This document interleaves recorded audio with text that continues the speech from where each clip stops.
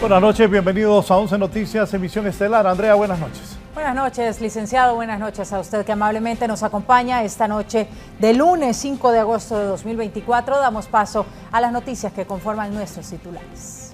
Crece la tensión en Venezuela. Edmundo González se declara presidente de ese país. Hombre asesina a su expareja en Ciguatepeque.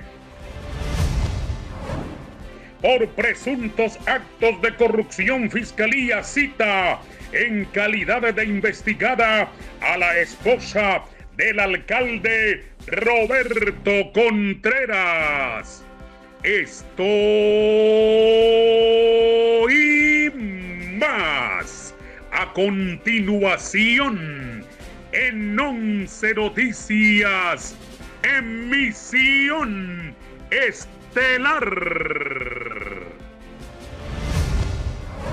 El ministro Eric Tejada, el ministro de Energía, reveló esta mañana en el foro La Entrevista que la diputada del Partido Salvador de Honduras, pero que ahora quiere participar en el Partido Liberal como precandidata, Maribel Espinosa, en representación de una empresa generadora de energía. Maribel Espinosa, dijo el ministro de Energía y gerente del ENE, le pidió que le pagaran 100 millones de lempiras. Carolina Martínez con lo que dijo el ministro Tejada.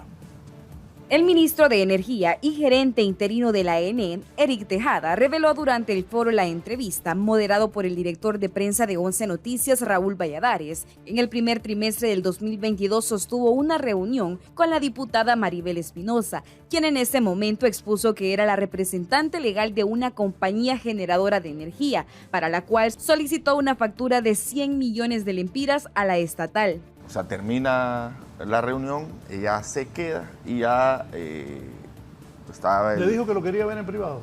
Sí, que me quedara un rato.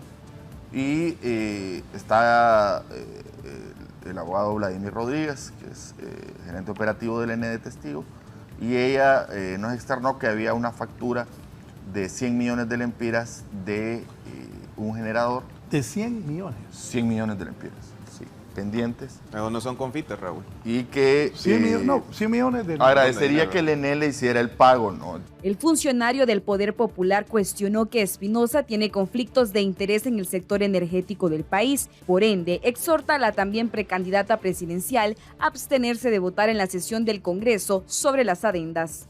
Más allá de cualquier cosa, yo creo que ante eso lo primordial es que ella se abstenga en la votación, y es más, debería de evitar cosas sobre las adendas debido a este antecedente. Ya debe de salirse de la discusión pública del tema de las adendas debido al severo conflicto de interés. Seguidamente, el gerente de coordinación técnico de la ENE, Cristian Sanabria, reprochó que Maribel Espinosa representa intereses privados mientras ocupa un curul en el Congreso hondureño. Por lo tanto, lo calificó como una falta de ética moral. Eso, señores, no es ética. Y lo otro que no es ética es, desde una posición gubernamental, de un poder del Estado como lo que es el Poder Legislativo, y desde una curul, andarle cobrando los mandados y los favores a los generadores. Entonces, con estos dos indicadores, por sus hechos los conoceréis, para mí no tiene ninguna catadura moral ni ética Maribel Espinosa. Los titulares de la estatal eléctrica también aprovecharon para condenar que empresas térmicas han querido manipular la distribución de energía, ocasionando pérdidas millonarias. Y esto lo que se llama son pérdidas técnicas. Del índice de pérdidas, que es ahorita el 35%, 15%, es decir, casi la mitad, son pérdidas técnicas por energía disipada en forma de calor en subestaciones longevas, en líneas de transmisión y distribución longevas y deterioradas. Para 11 Noticias, Carolina Martínez. Sobre este tema, diferentes sectores consideran inadmisible que la diputada y precandidata presidencial Maribel Espinosa represente a empresas generadoras de energía y hacer en su nombre millonarios cobros al ENE. ¿Qué pasaría, se preguntan, si se convirtiera en presidente del país? ¿Y defendería los intereses de quién? Fernando Arteaga. luego de conocerse que la diputada y precandidata presidencial Maribel Espinosa, en nombre de una empresa generadora de energía eléctrica, exigiera un pago de 100 millones de lempiras a la ENE. Funcionarios de gobierno expresan que esto es inaceptable, ya que ella busca beneficiar a sus clientes a través de su labor en el Congreso Nacional, no preocupándose por los beneficios del pueblo, debido a que estos temas son tocados en la agenda legislativa. Cuando la señora Maribel Espinosa sale en los medios de comunicación o expone en el Congreso Nacional y dice todo tipo de ataques en contra de la presidenta, sus ministros y la gestión, en el fondo lo que nos está diciendo es que ella representa los intereses de esas grandes empresas que fueron beneficiarias de un problema, de una muy mala administración con el tema de la energía, tanto que quebraron empresas de energía. Entonces, debería de abstenerse, como dice el ministro Eric Tejada, de opinar sobre el tema. Debería abstenerse de opinar sobre las adendas y sobre la revisión de los contratos, porque no es una actitud sincera. Un legislador al final debería de responder simplemente sobre su criterio y sobre su posición. No esconder beneficios o no esconder intereses privados y querer aplicarlos a nivel público. Este diputado de Libre, electo por el mismo departamento que Espinosa, asegura que centenares de personas le han expresado su arrepentimiento de votar por la congresista, quien con este tipo de acciones ha seguido demostrando que es un arma de los grupos de poder en el país. Y lejos de venir a defender los intereses del pueblo, no solo de Yoro, sino de Honduras, lo que está haciendo es defendiendo los intereses de sus clientes en el Congreso Nacional y está usando la diputación como una herramienta para lograr sus propósitos particulares, aun cuando estos vayan en perjuicio de los intereses del pueblo hondureño. Desde la coalición patriótica manifiestan que cuando un diputado tiene este tipo de relaciones que comprometen su labor legislativa, lo correcto es abstenerse de opinar o votar en dicha materia, en este caso la energética. Yo sí creo que pensaría que por lo menos si la abogada tuviera algo que ver con estos contratos, de las adendas, las ampliaciones de contratos en estas adendas que se tienen que aprobar, tuviera que ver, ella debería de recusarse o sencillamente abstenerse de votar. Sin embargo, desde la sociedad civil consideran que el gobierno busca influir en la decisión de estos legisladores cuando se someta a votación las adendas energéticas. Que sea directo por el hecho de que se haya expresado de que no se va a votar a favor de un contrato específico. ¿Por qué el ENE reacciona de esta manera en defender? Porque no es la primera vez que el ENE defiende este contrato. De hecho, lo anunciaron con bombos y platillos que iba a ser la solución para la zona norte. Para 11 Noticias, Fernando Arteaga.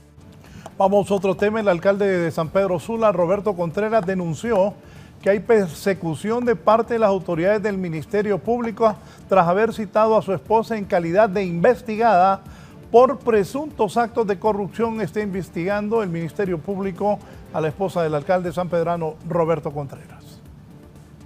El alcalde de San Pedro Sula, Roberto Contreras, denunció este lunes que su esposa Zoila Santos fue citada por el Ministerio Público en calidad de investigada. Acusó a dicho órgano de ser un instrumento de políticos de turno. Todos estos meses han sido de persecución, de ataques a mi persona, y esta mañana no ha sido la excepción, solo que creo que ya cruzaron el límite, porque esta mañana, a las 10 de la mañana, 2 oficiales del Ministerio Público fueron a citar a mi esposa en calidad de investigada al Ministerio Público en Tegucigalpa, argumentando la presunción de 3 delitos. Por su parte, el abogado Omar Mengíbar pide que prevalezca la justicia y la verdad. Asimismo, señala que hay evidencias de manejos irregulares y detalla que se ha sacado una ventaja por la posición de ambos. Que prevalezca la justicia, que prevalezca la verdad, sobre todo. Mire, en general le voy a decir, hay evidencia de manejos irregulares. Reconocer efectivamente que no tiene una estructura política, que no tiene una organización política que lo respalde y anda buscando esa estructura y anda buscando ese respaldo que no tiene por sí solo. Mire, son conveniencias personales y conveniencias de grupos muy compactos. Bueno, habrá que escucharlos, si son aceptables. Finalmente, el alcalde de San Pedro Sula anunció que ha contratado a un abogado para conocer el caso y que en la próxima semana acompañará a su esposa para presentar las pruebas de su inocencia en el Ministerio Público. Este es un informe para 11 Noticias. En otros temas, el arquitecto Mario León Gómez, implicado en el caso de las casas contenedores, se presenta ante la justicia hondureña.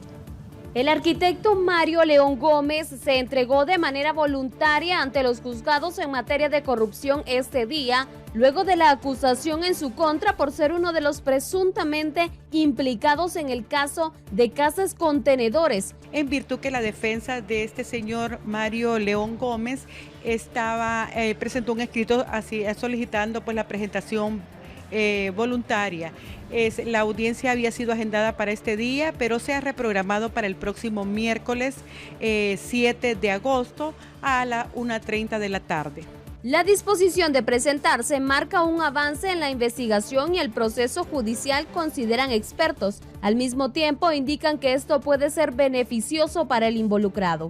Y eso abona para que el tribunal pueda determinar, otorgarle una medida distinta, ya sea a la detención judicial o en su caso a la prisión preventiva una vez que se desarrolle la audiencia inicial. León Gómez es acusado de fraude y asociación para delinquir. El requerimiento contra el arquitecto fue presentado por el fiscal general Joel Zelaya con el objetivo de llevar ante la justicia a los involucrados en este caso de corrupción que ha conmocionado al país. Pues existe una expectativa amplia de que podamos tener justicia en algunos de los integrantes sindicados en este caso. Hasta el momento se desconoce que alrededor de 16 personas están acusadas en relación a ello y ha trascendido que el próximo miércoles más de ellos se estarían presentando voluntariamente ante los juzgados. Este es un informe para 11 Noticias. Bien, a esta hora de la noche, 9:14, está listo Ronald Zelaya con los deportes. El candidato Edmundo González Urrutia se proclamó presidente electo de la República de Venezuela en un documento firmado por él y por la líder opositora María Corina Machado. Este lunes 5 de agosto emitieron González Urrutia y Machado una carta pública pidiendo a los militares a que en conciencia se coloquen al lado del pueblo para apoyar que el candidato opositor ganó las elecciones a Nicolás Maduro, luego de que la Comisión Nacional Electoral determinó que el chavista obtuvo la reelección. De igual manera, han destacado que obtuvieron el 67% de los votos, mientras que Nicolás Maduro logró el 30%.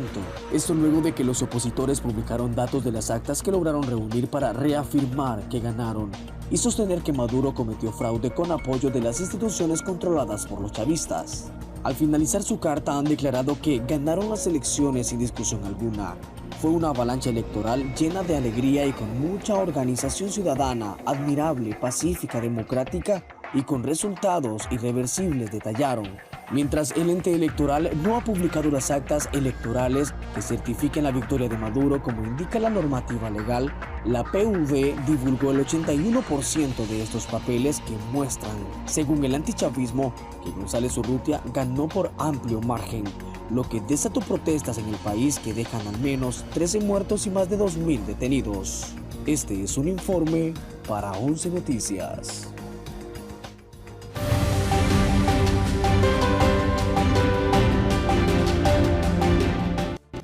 La Conferencia Episcopal de Honduras se pronunció en torno a la crisis en Venezuela, misma que se ha desatado tras el proceso electoral del 28 de julio, del que, según el ente electoral de dicho país, declaró vencedor a Nicolás Maduro. Los religiosos han enviado un mensaje de solidaridad y sobre todo de esperanza a la Iglesia de la nación sudamericana.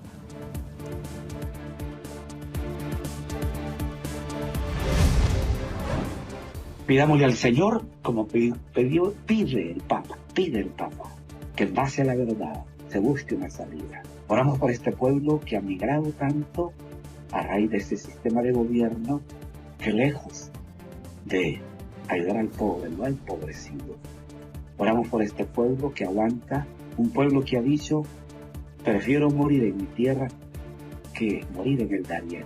Están dispuestos a quedarse allá para defender la democracia, para defender la libertad. Pidámosle a Dios que estos países que están tratando de llevar a un diálogo, Dios les dé sabiduría, discernimiento, sentido común para pensar en un pueblo. Mientras tanto, Libertad y Refundación pide a la oposición en Honduras dejar de generar zozobra de cara a las elecciones primarias. El Poder Popular arremetió contra la oposición y otros sectores porque en los últimos días han generado zozobra en la sociedad hondureña sobre que los resultados electorales 2025 podrían estar marcados por posibles fraudes, lo cual lo califican como una irresponsabilidad. Si quisiéramos aprender de fraudes electorales, buscaríamos a David Matamoros Batson para que nos enseñe la curva de Batson y los votos rurales. Las elecciones se van a desarrollar y en tranquilidad, en paz, en calma. No hay que crear ambientes de zozobra. Quienes no quieren que hayan procesos de elecciones son los que van a perder. Sin embargo, este dirigente nacionalista insiste que en marzo y noviembre del próximo año podrían darse trampas electorales porque el oficialismo pretende continuar en el poder. Definitivamente generan zozobra en el pueblo hondureño. Lo que el pueblo tiene que entender es que hay un partido político que en este momento le va a hacer frente a todas este tipo de acciones y de ideas, y es el Partido Nacional de Honduras. Por otro lado, analistas son del criterio que se deje de generar el clima de especulación, porque cuando el pueblo acude a las urnas no hay probabilidad de fraude, ni siquiera en la era tecnológica. En tal sentido, consideran que el llamado debe estar orientado a garantizar comicios transparentes y justos. Honduras no es Venezuela, que lo entienda el oficialismo y que lo entienda también la oposición. Honduras es un país que ha demostrado ser de voluntad independiente. Para 11 Noticias, Carolina Martínez. Desde las Naciones Unidas aseguran estar a la expectativa sobre las elecciones que ya se aproximan en el país. La representante de las Naciones Unidas en el país, Alice Shackelford, asegura que están a la expectativa sobre cómo se desarrolla el proceso electoral del 2025 en Honduras, para que los mismos sean transparentes, participativos y pacíficos. Estamos pendientes naturalmente de los cambios en los órganos electorales a partir de septiembre, estamos pendientes de la convocatoria para la primaria, estamos pendientes también de la aprobación completa del presupuesto del Consejo Nacional Electoral en el Congreso y naturalmente estamos pendientes de la ley procesal electoral. Desde el oficialismo le responden a Shackelford que en vez de preocuparse por el proceso electoral primario o general, se debe dedicar a traer a la Sisi y que deje de influir en cosas que son meramente de los hondureños. Bueno, de las Naciones Unidas, lo que nosotros queremos es la Sisi. En eso deberían estar trabajando en vez de estarse metiendo en procesos electorales. En el CNE explican que el cronograma electoral avanza en tiempo y forma y pese a que no cuentan con el presupuesto asignado, el desarrollo de las primarias van por buen camino. Que la democracia que ostentamos los hondureños no solo es responsabilidad de los órganos electorales, mas nosotros debemos de estar vigilantes. Aunque solo faltan menos de 33 días para el llamado a los partidos políticos para que puedan participar en el proceso electoral primario e interno, expertos consideran que se cuenta con el tiempo necesario para aprobar todas aquellas acciones que vengan a fortalecer los próximos comicios electorales en el país. René Amaya, 11 Noticias. Diputados de la oposición anuncian una nueva insurrección legislativa de no aprobarse pronto el presupuesto de las elecciones primarias. Diputados del Partido Liberal han dado a conocer en las últimas horas que esperan sin falta en la presente semana la directiva del Congreso recibe y presente al Pleno el presupuesto especial de elecciones primarias, si no tendrán que tomar acciones como una nueva insurrección legislativa. Esta semana nosotros vamos a exigir que se pueda aprobar ese presupuesto.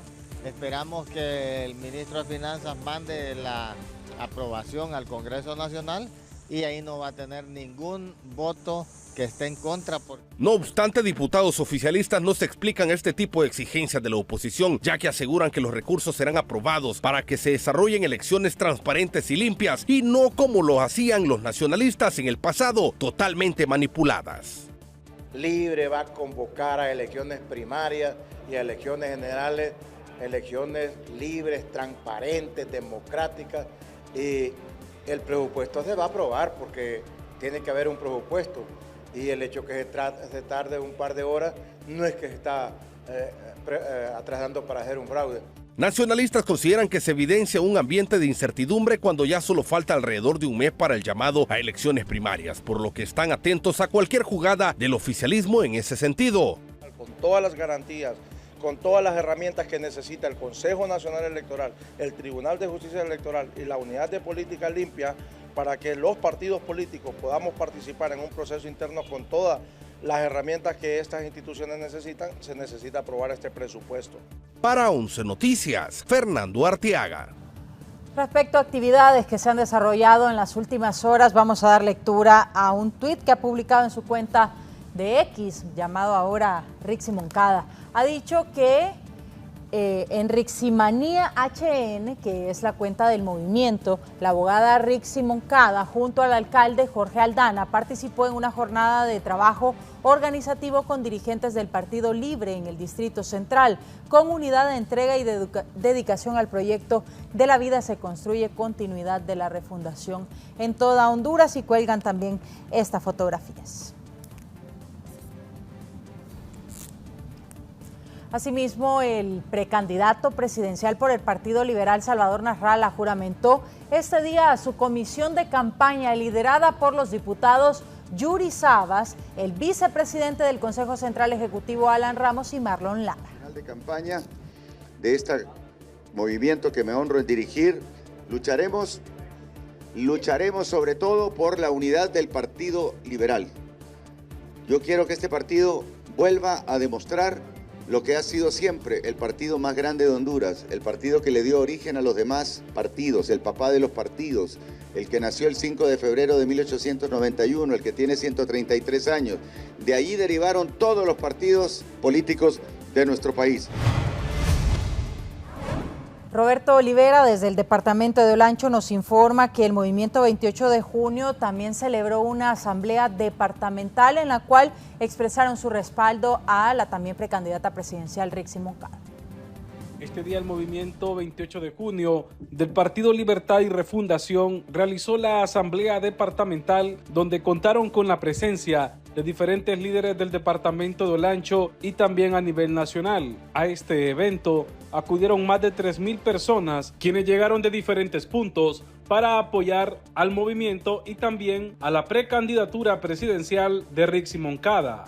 Las expectativas creo que se superaron y habían pues 3.500 sillas, y fue totalmente insuficiente. Pero espero que estas cosas sirvan para demostrarle a propios y extraños. Esto tiene mucho que ver por el gobierno de Xiomara Castro, los que desconocen que no se ha hecho nada, que está este pueblo hoy apoyando el proyecto, porque este proyecto debe continuar, eso es lo que la esperanza de la gente, ahora con Rixi, y eso es lo que debe continuar en el país. En el evento también asistieron funcionarios del actual gobierno, quienes apoyaron esta asamblea departamental. Además, se realizó la juramentación de nuevos miembros que antes conformaban parte del Partido Nacional, ahora forman parte del Partido Libertad y Refundación y apoyan al movimiento M28. Desde el departamento de Olancho para 11 Noticias, Roberto Olivera. Asimismo, otro precandidato por el Partido Liberal de Honduras, Jorge Calix, se ha reunido con líderes del departamento de Lempira.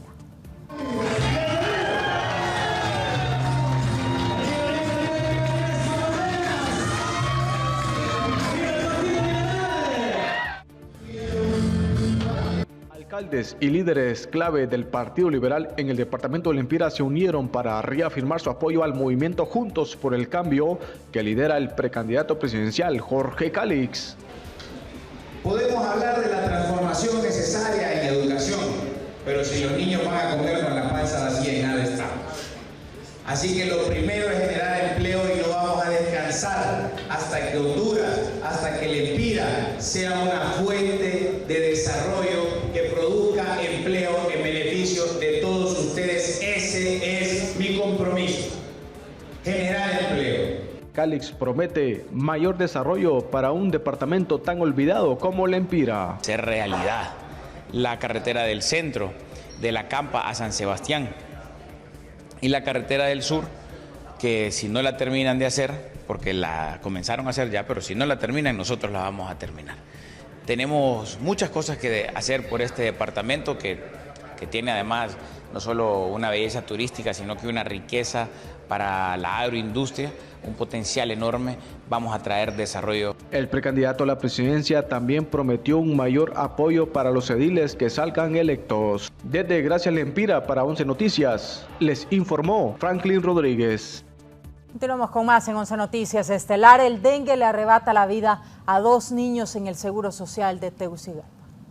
Los menores de edad son los que más están sufriendo ataques por el dengue. En el Instituto Hondureño de Seguridad Social, 2 niños fallecieron durante el fin de semana y 24 pacientes pediátricos permanecen internos por esta misma condición, situación que mantiene en alerta a las autoridades de la Secretaría de Salud, ya que en los hospitales públicos como el materno infantil también se reportan casos similares, como el de un pequeño que se encuentra en la sala de cuidados intensivos. Vemos con preocupación todo el comportamiento de las últimas semanas asociados a todo el litoral atlántico, ¿verdad? Sí tenemos un aumento de casos en Colón, Atlántida, Cortés e Islas de la Bahía. Especialistas en pediatría piden a los padres acudir de manera oportuna a los centros asistenciales para que la enfermedad no siga arrebatando más vidas. Las lluvias que son así intermitentes hacen de que haya más criaderos de zancudo y eso es importante.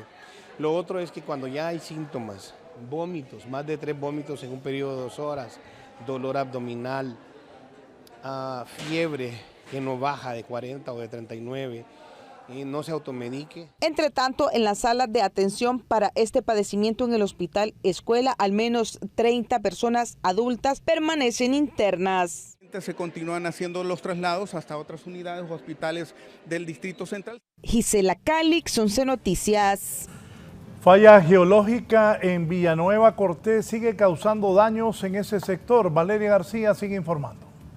La reactivación de las fallas geológicas en la colonia Miguel Llanes y Las Lomas en Villanueva Cortés ha causado grietas profundas y derrumbes masivos de casa, provocando el desalojo urgente de miles de familias que durante años construyeron sus patrimonios sin imaginarse que en un abrir y cerrar de ojos sus esfuerzos se destruyeran. 100 familias evacuadas. Cada día que va pasando son más las familias que reportan daños en su colonia. La calle principal pues está totalmente incomunicada, ya no hay acceso de vehículos, hasta pasar a pie ya es bien complicado. Se escucha el movimiento, las casas truenan. De noche, ahorita en el día también suena. Las autoridades municipales aseveran que cada segundo los hundimientos se elevan a metros, ya que las recientes lluvias lograron saturar los suelos, provocando el rompimiento de la montaña y colapsando al menos 4 rutas en la zona. Eso hizo de que el suelo se hiciera un tipo de esponja y tiraba bastante agua. Entonces, por eso fue el desplazamiento de la tierra. Es la constante que cada día estamos viendo que hay más desplazamiento de las placas de la tierra. Entonces, desplazamiento, si hay una abertura hoy la puede ver, al siguiente día la va a encontrar más abierta. No obstante, ante los eventos catastróficos que se dieron en el departamento de Intibucá, donde una familia quedó soterrada a raíz de un deslizamiento, los habitantes de Villanueva han abandonado sus hogares voluntariamente, afirman representantes del CODEN. Con día hemos notado que el hundimiento va avanzando y es por eso que día con día se suman más las familias que están evacuando de sus hogares. No hemos llegado ni a septiembre ni parte de octubre, cuando ya nos ha estado afectando. Imagínense la temporada lluviosa. En San Pedro Sula, 11 Noticias.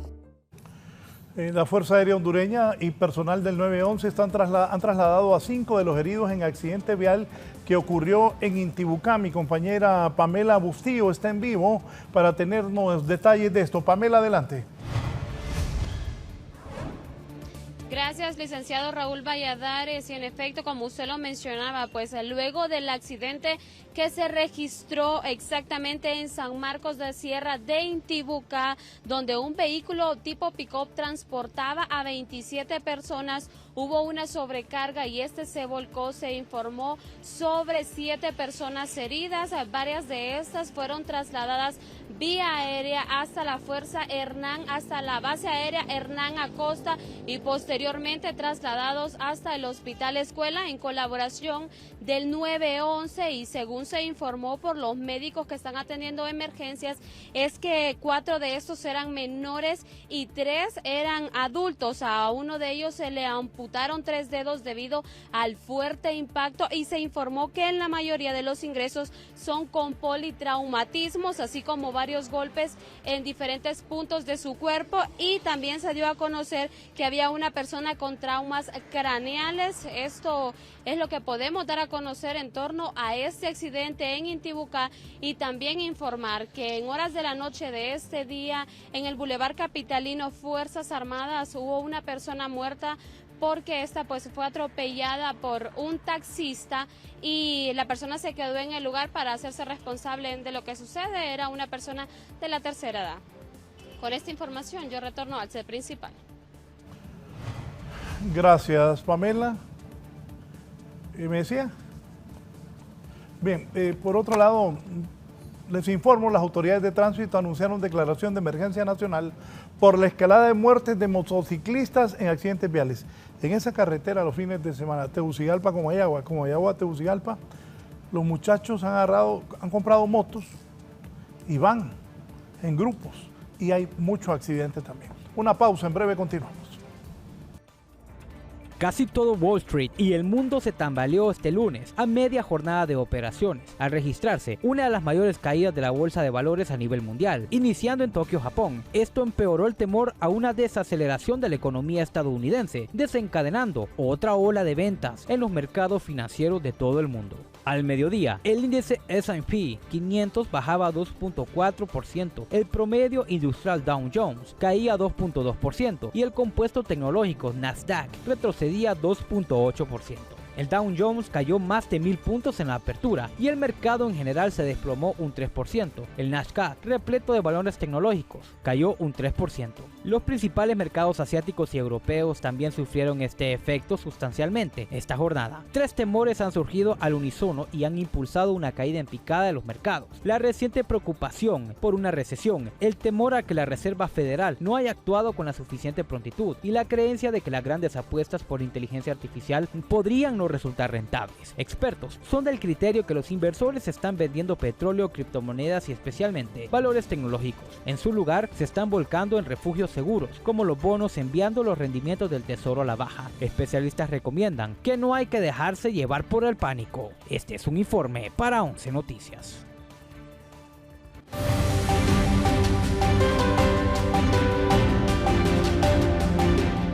La caída de la bolsa de valores en Asia traería efectos negativos indirectos, en particular en las exportaciones de Honduras, tanto en la demanda en volumen como en los precios internacionales, de acuerdo al propio ministro de Desarrollo Económico, Freddy Cerrato.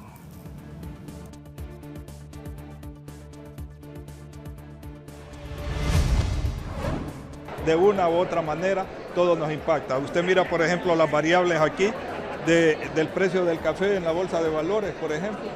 Mira que estaba en 242, iba en arriba, luego ahora ha descendido y eso lógicamente de inmediato afecta a nuestras exportaciones inmediatamente. Los que están vendiéndole café a Estados Unidos, a Europa, dicen el precio ha bajado y los ingresos son menores. Siempre hay un impacto, las guerras, el alza en los combustibles, el cambio climático, todas esas cuestiones tienen mucho que ver. Y hay diferentes reacciones, ya que las autoridades del Banco Central de Honduras elevan la tasa de política monetaria del 3 al 4%. Mediante un comunicado emitido en las últimas horas, autoridades del Banco Central de Honduras han confirmado la decisión de elevar la tasa de política monetaria, medida que, de acuerdo a los economistas, encarecerá el costo de los préstamos que demanda la población. En primer lugar, se restringiría la liquidez de la economía, ya que al aumentar la TPM aumentarían las tasas tanto de crédito como de depósito, aunque los bancos normalmente ajustan hacia arriba la tasa de los créditos, pero la tasa de los ahorros la suben muy poco.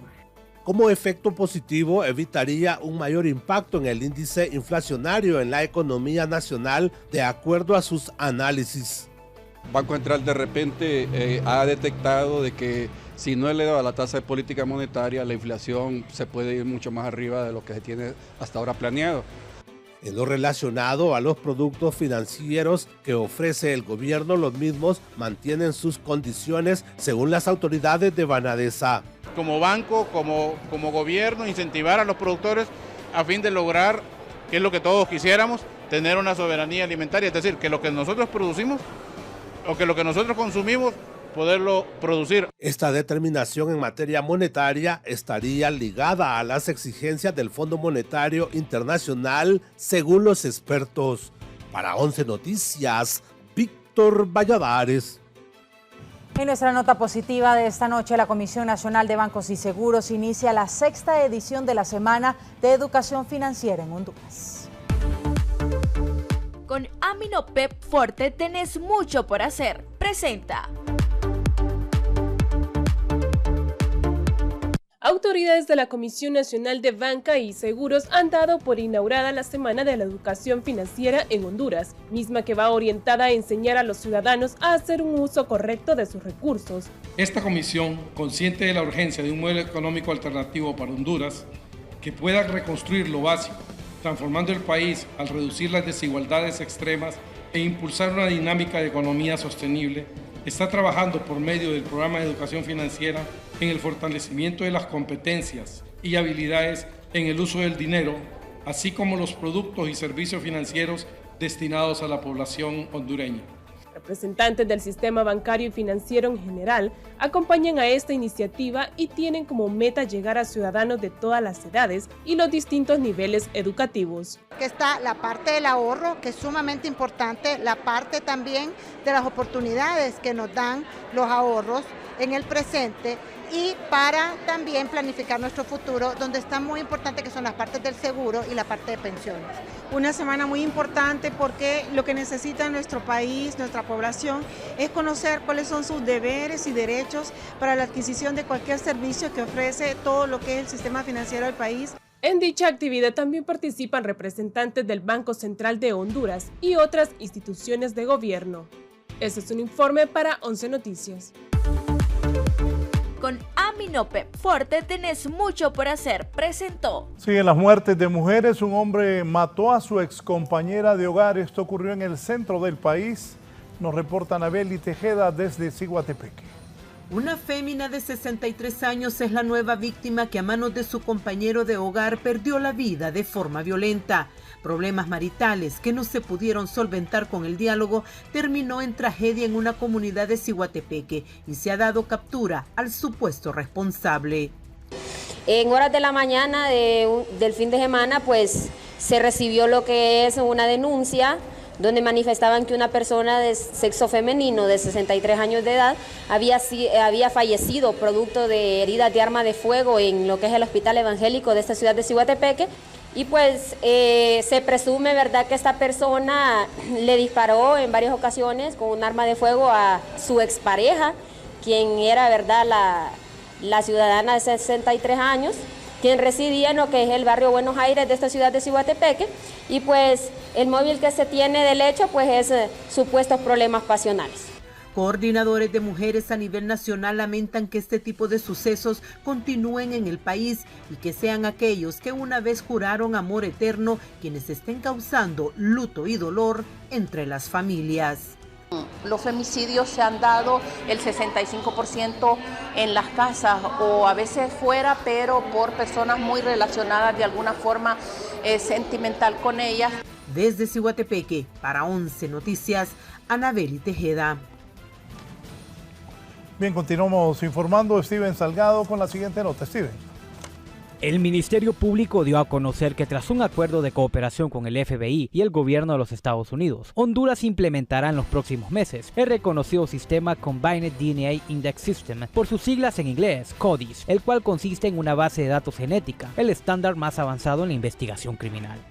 Con información que se obtenga a partir del ADN, de muestras de ADN que podamos establecer, se facilita el proceso de investigación de los hechos delictivos que son investigados por el Ministerio Público. El programa consiste en la sistematización de los perfiles genéticos y en la identificación de coincidencias, brindando pistas cruciales para la investigación criminal. Las posibles simultaneidades generadas se basarán en muestras biológicas obtenidas de indicios, evidencias en escenas del crimen, de individuos tanto vivos como fallecidos. Con este nuevo sistema pues ya se tendría una base de datos más avanzada para dar con la ubicación y proceder a la captura de elementos que son requeridos a nivel internacional. La implementación del sistema CODIS incluirá una línea de asistencia dedicada a facilitar su operación y optimizar su uso en las investigaciones. Una inversión importante que el Estado de Honduras debe de hacer si quiere introducir nuevas formas de investigación criminal, como es a través de la muestra de ADN. Un equipo de especialistas del Centro de Identificación Humana de la Universidad del Norte de Texas participa ya en la capacitación del personal hondureño para el uso de esta herramienta. Para 11 Noticias, Steven Salgado. Al cierre les informamos, decían que eran cárceles de máxima seguridad, pero les cuento, un reo bien peligroso, bastante peligroso, se fugó del pozo, esto en Ilama, Santa Bárbara. Pamela Bustillo nos cuenta. Oscar Alberto Lara, alias El Flaco y supuesto miembro de la pandilla 18, es la persona identificada que se fugó del centro penitenciario de máxima seguridad El Pozo, ubicado en Ilama, Santa Bárbara. Según el reporte, se escapó mientras realizaba trabajos comunitarios dentro de las mismas instalaciones. Las autoridades del Instituto Nacional Penitenciario aún no se han pronunciado oficialmente sobre ello. Bueno, recordemos que estas estructuras criminales, pues lo que manejan son recursos y de repente algunos funcionarios del sistema penitenciario son susceptibles al pago y a la recompensa. En ese sentido, no podemos desestimar que hayan tenido algún apoyo. Hay quienes señalan que nuevamente queda al descubierto la necesidad de fortalecer las políticas de seguridad, en vista que además de este caso, igual existen otros hechos que se mantienen en secretividad. Les han estado hablando de unos túneles que parece que la policía militar no los había dado a conocer a la opinión pública ni a los medios. No sé si eso será cierto o no, la verdad que no hay información. Pero si se fugó, me pregunto por dónde. Tras el reporte, inmediatamente se inició una intensa búsqueda con despliegue militar y policía en los municipios de Ilama, Gualala, Santa Bárbara, San Vicente y Concepción del Sur. Este es un informe para 11 Noticias. Bien, nos vamos. Nos despedimos de 11 Noticias, emisión estelar. Quédese con el gallo de los deportes para que complemente la información en esta noche. Mañana temprano a las 5:55, Fernando Arteaga e Ivette Bulnes estarán en 11 Noticias, primera hora. Que estén bien.